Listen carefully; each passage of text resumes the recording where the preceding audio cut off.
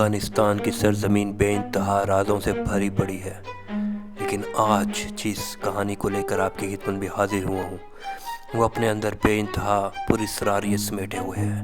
اس کہانی کا نام ہے افغانستان کے دیو۔ یہ ان دنوں کی بات ہے جب ایک طرف افغانستان میں نیٹو افواج نے بمباری کر کے پورے افغانستان کا نقشہ ہی بگاڑ دیا تھا، تو دوسری طرف طالبان بھرپور حملے کر کے نیٹو افواج کو مار رہے تھے۔ انہی دنوں میں نیٹو افواج کی ایک کمپنی، براوو کمپنی، ایک آؤٹ پوسٹ کی طرف روانہ ہوتی ہے، اور جب ان کے کمانڈنگ آفیسر کو ان کے آنے کی اطلاع ملتی ہے تو وہ سوچتا ہے کہ میں ان کا استقبال کرتا ہوں۔ اس براوو کمپنی میں کل ملا کر ٹوٹل 8 نوجوان تھے جن کی عمریں 25 سال سے کم تھی۔ ان میں سے 6 برٹش جبکہ 2 فرینچ جوان تھے، اور وہ اپنی چال میں مگن اپنی آؤٹ پوسٹ کی طرف رواں دواں تھے۔ ان میں سے ایک کا نام جارج تھا جبکہ دوسرے کا مائیکل اور تیسرے کا سمتھ تھا۔ باقی 5 نوجوان ان کے پیچھے چلے آ رہے تھے۔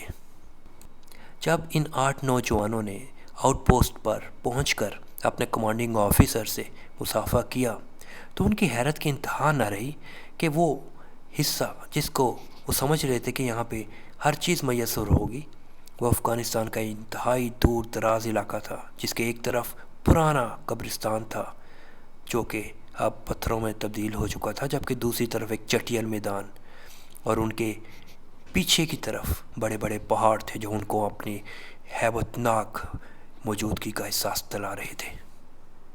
جیمز ووڈ جو کہ اس آؤٹ پوسٹ کا کمانڈنگ آفیسر تھا، سر جھکائے اپنے سامنے رکھے کاغذ کے ٹکڑے پہ نظر جمائے بیٹھا تھا اور اس سوچ میں گم تھا کہ کیا وہ اپنے ہونے والے واقعے کا ذکر اس نئی براوو کمپنی سے کرے یا نہ کرے۔ جیمز کی عمر 40 اور 50 کے درمیان تھی اور اس کا جسم نہایت سخت جان تھا۔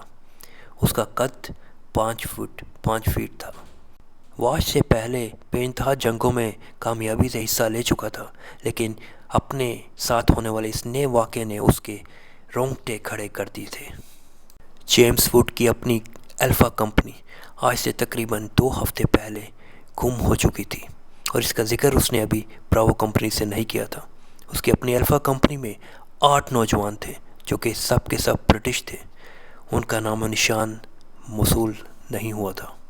جیمز نے اشارے سے سب فوجیوں کو بنکر کے اندر بلایا اور اپنے سامنے رکھے وائٹ بورڈ پہ جا کے کھڑا ہو گیا۔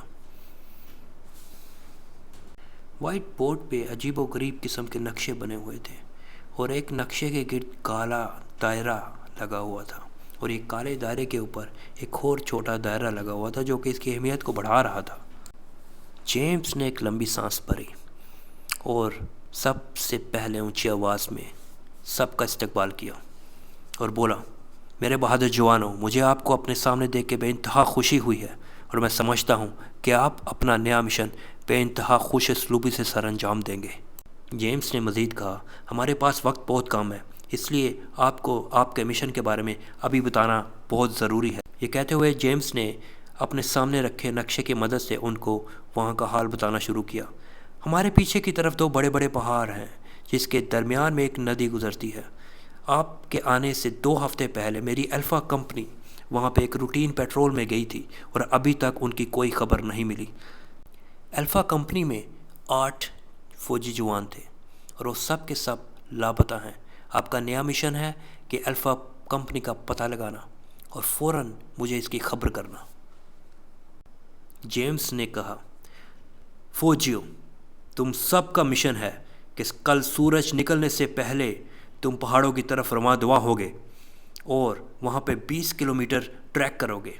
وہاں پر اگر تمہیں الفا کمپنی کا کوئی بھی نام و نشان ملے تو فوراً اس کی خبر مجھے کرنا اور شام سے پہلے واپس آ جانا۔ جیمز نے مزید پوچھا، اگر کسی نے کوئی سوال پوچھنا ہے تو ابھی پوچھ سکتا ہے۔ یہ سنتے ہی جارج نے اپنا ہاتھ کھڑا کیا۔ سر، میں نے آپ سے ایک سوال پوچھنا ہے۔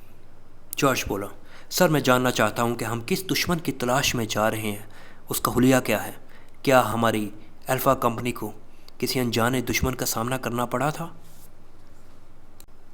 یہ سنتے ہی جیمز بولا، تمہارے سوالات کا جواب اس آڈیو ٹیپ کے اندر ہے۔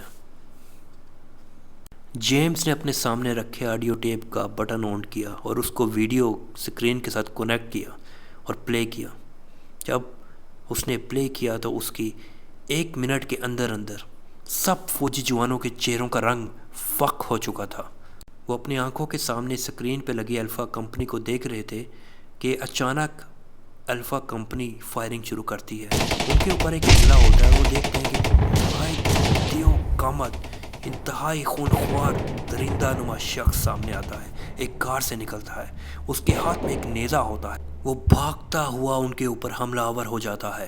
گولیوں کی بوچھاڑ کے اندر ایک نیزے کے ساتھ وہ ایک فوجی کو نیزے کے اوپر رکھ کر ایسے پھینکتا ہے جیسے اس کا کوئی وزن ہی نہ ہو، اور دیکھتے ہی دیکھتے وہ تمام کی تمام الفا کمپنی کو مار ڈالتا ہے۔ یہ خونخوار درندہ نما شخص جو ایک کار سے نمودار ہوا تھا، جب سب کی سب الفا کمپنی کو مار ڈالتا ہے تو ایک ایک کر کے ان کو اپنے کار کے اندر لے جاتا ہے۔ جیمز نے مزید کہا کہ میں نے اس بات کا ذکر ابھی کسی اور کمپنی کے ساتھ نہیں کیا، کیونکہ میں نہیں چاہتا کہ ہم ایک نئے دشمن کا ذکر کر کے مزید جنگ کو ہوا دے لیں۔ میں چاہتا ہوں کہ یہ مشن تم خود ہی سر انجام دو۔ اس بریفنگ کے بعد جیمز نے فوجیوں کو ایٹ ایز کا اشارہ کیا اور جا کر اپنی کرسی پہ بیٹھ گیا۔ تمام فوجی ایک ایک کر کے اپنا بیڈ بنانے میں مصروف ہو گئے۔ نیند کا ایک ایک پل کل آنے والے مشن کے اندر بہت اہم ہونے جا رہا تھا، اس لیے براوو کمپنی کے تمام فوجی چاہتے تھے کہ زیادہ سے زیادہ نیند حاصل کریں تاکہ کل اس خوفناک درندہ نما دشمن کو مار سکیں۔ سورج طلوع ہونے سے کچھ ہی دیر پہلے جیمز نے اپنے تمام فوجیوں سے مصافحہ کیا اور ان کو آخری نصیحت کی کہ جو بھی ہو جائے زندہ واپس آنا۔ جارج اس ٹیم کا ٹیم لیڈر تھا، جبکہ مائیکل اور سمتھ بے انتہائی گہرے دوست تھے، اور ان کے پیچھے 5 فوجی مزید چلے آ رہے تھے۔ وہ دیکھتے ہی دیکھتے پہاڑوں کے درمیان ندی کے اوپر چلتے ہوئے آنکھوں سے اوجھل ہو گئے۔ جارج سوچ رہا تھا کہ ایسا نہ ہو کہ اس کی زندگی کا یہ آخری دن ہو۔ اس کے سامنے بار بار اس کی ماں کا چہرہ رونما ہو رہا تھا، جو کہ اسے کہہ رہی تھی کہ بیٹا واپس آ جاؤ، میں تمہاری راہ تک رہی ہوں۔ پر وہ بار بار اپنے آپ کو اس مضبوطی کے ساتھ دوبارہ سنبھال لیتا کہ اس ٹیم کا ٹیم لیڈر ہے، اگر وہی پریشان ہو گیا یا وہی گھبرا گیا تو باقی ٹیم کا کیا ہوگا۔ براوو کمپنی اپنی منزل کی طرف رواں دواں تھی۔ جیسے ہی جنگل کا خطرناک حصہ شروع ہوا، ان کو اپنے آنکھوں کے سامنے چھوٹے چھوٹے اور بڑے بڑے کار نمودار ہونا شروع ہو گئے، اور کچھ ہی دیر آگے جا کر ان کو الفا کمپنی کے چیزیں بھی ملنا شروع ہو گئیں، جن میں ایک دوربین، ایک رائفل، خنجر اور ان کی وردیاں بھی پڑی تھیں۔ ایک بوٹ کا نشان تھا، ایک بوٹ تھا جو کہ الفا کمپنی کے فوجیوں کی ملکیت تھا، اور یہ تمام چیزیں ان کو غار کی طرف لے کر جا رہی تھیں۔ جارج نے آخری دفعہ اپنے ساتھیوں سے مخاطب کرتے ہوئے کہا، ساتھیوں، ہماری زندگی کا یہ آخری دن بھی ہو سکتا ہے، لیکن میں تم کو یہ بتانا چاہتا ہوں کہ تمہارے ساتھ جی کر بہت اچھا لگا، اور اب ہم اکٹھے مر بھی سکتے ہیں۔ جارج نے مزید کہا کہ کیا ہی اچھا ہو کہ ہم سب کے سب زندہ اور صحیح سلامت واپس جائیں اور اپنے ساتھ اس خونخوار درندہ نما شخص کو بھی لے کر جائیں۔ ابھی وہ بات کر ہی رہا تھا کہ اس کو اپنے پیچھے سے غار کے اندر سے خوفناک آوازیں آنا شروع ہو گئیں، اور اس کو ایسے لگا جیسے زمین ہل رہی ہے۔ اس نے دیکھا تو پیچھے سے ایک بھاری بھرکم دیو قامت درندہ نما شخص ہاتھ میں نیزہ لیے اس کی طرف دوڑتا ہوا آ رہا تھا۔ اس درندہ نما اور خونخوار شخص سے بے انتہا بدبو آ رہی تھی۔ اس کا قد 15 فٹ سے زیادہ تھا، جبکہ اس کے جسم کے حصوں پہ اکثر گولیوں کے نشان تھے۔ دیکھتے ہی دیکھتے براوو کمپنی نے گولیوں کی بوچھاڑ کر دی اس درندہ نما شخص کی طرف، اور دیکھتے ہی دیکھتے گھمسان کی جنگ شروع ہو گئی۔ اس شخص نے نیزہ مار کر ایک فوجی کو ہلاک کر دیا، جبکہ دوسرے فوجی کو اپنے ہاتھوں سے توڑ دیا، اور تیسرے فوجی کی جانب بڑھا تو یکایک جارج کو ایک ترکیب سوجی۔ جارج نے اپنے کندھے سے سلور کلر کی ایک ہائی وولٹیج رائفل نکالی جو کہ ہائی وولٹیج گولیاں مارتی تھی، جس سے لگنے سے انسان بے ہوش ہو جاتا تھا۔ جارج جانتا تھا کہ اس کا اثر شاید اس درندہ نما شخص پہ انتہائی کم ہو، لیکن اس نے الفا کمپنی کی گولیوں کے نشان اس کے جسم پہ دیکھ رکھے تھے، جس کی وجہ سے اس کے جسم کا خون رس رہا تھا۔ یکایک جارج نے اس کے دل کا نشانہ لے کر اس گن سے فائر کیا اور دیکھتے ہی دیکھتے وہ خونخوار درندہ نما دیو زمین پر آ گرا۔ اس کے زمین پہ گرتے ہی جارج نے اپنی ہائی وولٹیج گن اس کے اوپر خالی کر دی اور یہ اطمینان کیا کہ وہ بے ہوش ہو چکا ہے۔ جارج نے فوراً ہی اپنے ارد گرد ہونے والے نقصان کا جائزہ لیا۔ اس کے 2 ساتھی مر چکے تھے جبکہ 5 لوگ باقی تھے۔ اس نے اشارہ کیا اور ساتھ ہی اس دیو قامت درندہ نما شخص کے ہاتھ پاؤں باندھ کر اس کو ایک بڑے سے جال میں جکڑ دیا۔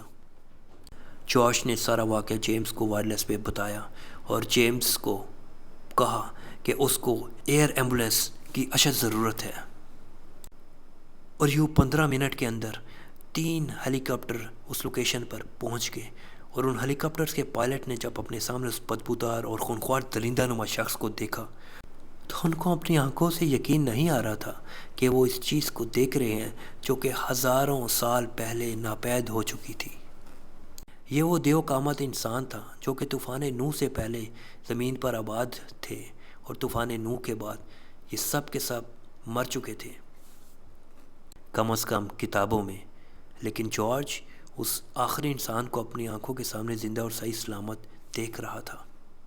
دیکھتے ہی دیکھتے ہائی کمانڈ تک یہ بات پہنچی اور اس درندہ نما خونخوار شخص کو ہیلی کاپٹر کی مدد سے اٹھایا گیا اور اس کو بڑے سے جہاز میں ڈال کر امریکہ لے جایا گیا، جہاں پر یقیناً اس کے خون کے سیمپلز لیے جائیں گے اور یہ جاننے کی کوشش کی جائے گی کہ اس طرح کے کتنے دیو قامت شخص ابھی افغانستان میں موجود ہیں۔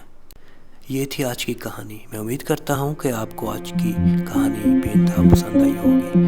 آپ ہماری ویڈیو کو لائک بھی کیجیے۔ بہت شکریہ۔